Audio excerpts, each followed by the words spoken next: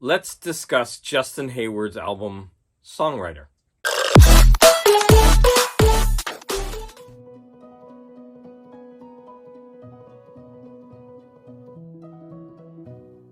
Justin Hayward and Songwriter. So this is his 1977 solo debut album.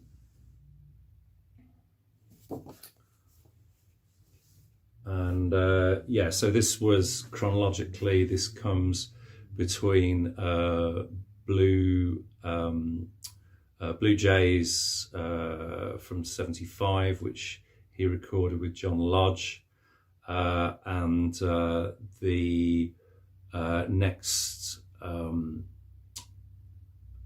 Moody Blues album, which came a year after this in 78, called Octave, which was obviously the first album they'd done since the Seventh Sojourn in 72, and then took a kind of extended hiatus.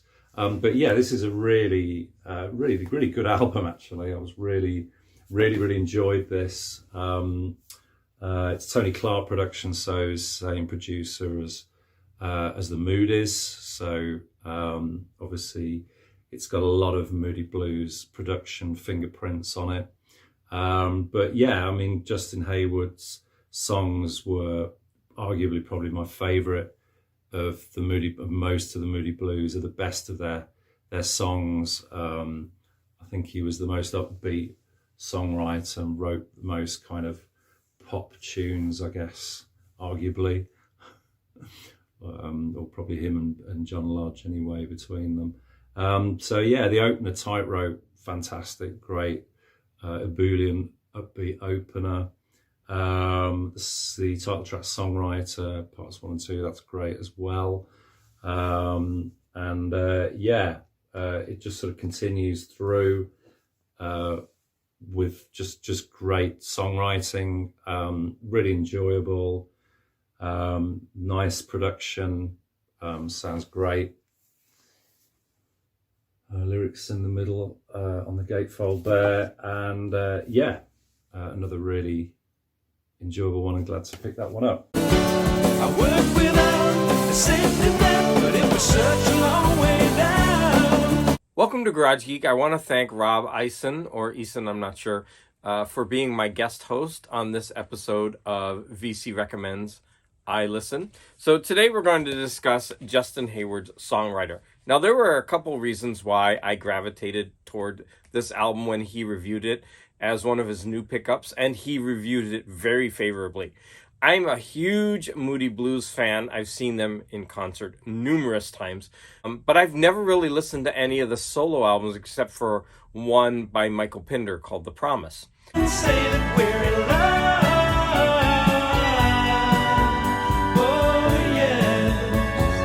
I have the album. I've had it for a long time. I just don't know why I've never put it on. So I thought this was the perfect opportunity to go ahead and listen to this album and review it.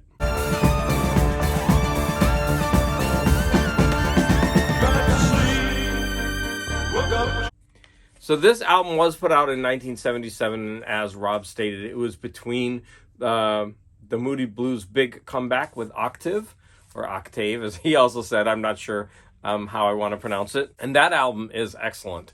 What did I think of this album? Okay, I'm going to be of two minds. Number one, I love the Moody Blues. And I also love Electric Light Orchestra. And I heard a lot of ELO on this album. I also heard some other singers. For example, the last track to me sounds like Buddy Holly. Really like Buddy Holly. But I do have some critiques of this album. So one thing that I want to talk about is the songwriting. There's a lot of cliche in the songs.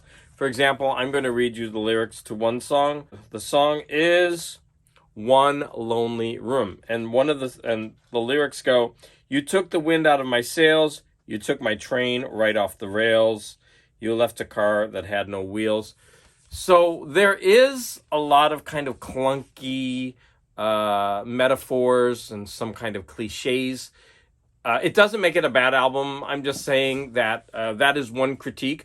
There are other spots where the songwriting is really, really nice. My sails, you took my train right off the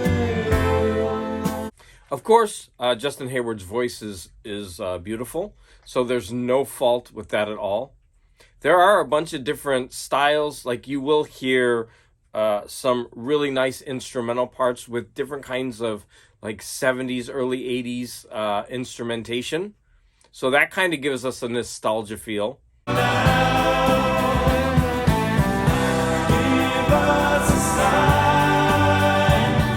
There is one song with a children's chorus on it, and if you're like me, you're kind of like going, ugh. But it actually is a very, very pretty song. Yes, I was raised on love.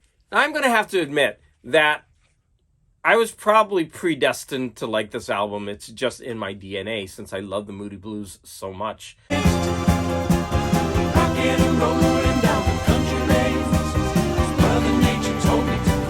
So what I'm wondering is there anybody out there willing to take a chance and listen to this album a couple times and you've never really listened to the Moody Blues?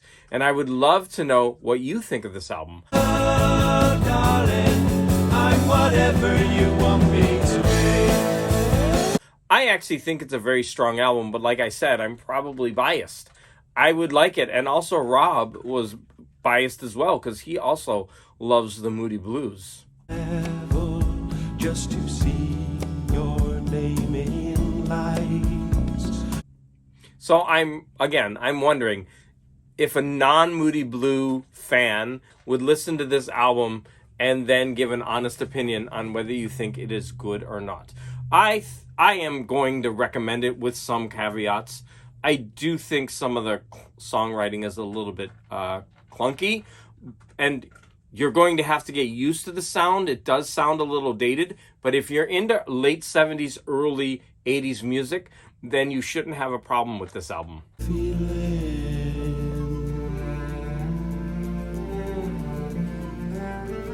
Okay, I'm back. Well, it helps to do the research before you make the video and not after. Now, in the video that I already made, I said, I swear I heard Buddy Holly on this. Hearts that are broken and love that's untrue, these go we learn in the game. But before I did the review, I looked and it said all songs written by Justin Hayward. So I thought, well, he just made a song that sounds like Buddy Holly. But after the video, I looked this album up on Wikipedia, and it seems that it was released later with a couple of bonus tracks. I always get surprised by these bonus tracks. I think I should have learned by now. And of course, he does a cover of Buddy Holly's song, Learning the Game. He doesn't love you, you're only learning the game. So I want to thank Rob Ison for being my guest host and for finally getting me to listen to this album. It was actually a joy once I got used to this album. This is definitely an album that I'm going to continue listening to. I really do enjoy it. It is very pop oriented, but very, very enjoyable. And I'm finally glad that I listened to it. I mean, I've had it on my shelves for ages. And when I tell you that I'll always be around, I'll be around. Again, I want to thank you for your support.